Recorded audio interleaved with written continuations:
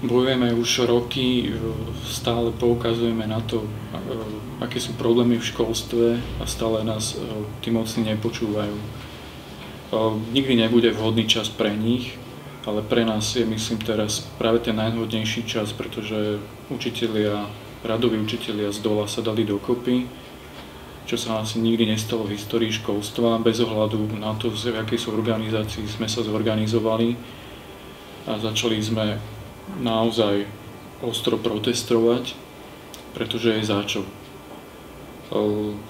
Tých problémov, ktoré sa za tie roky nakopili, máme nad hlavu. A práve preto potrebujeme urobiť rieku. Nestačí nejaký potôčik alebo vlnka.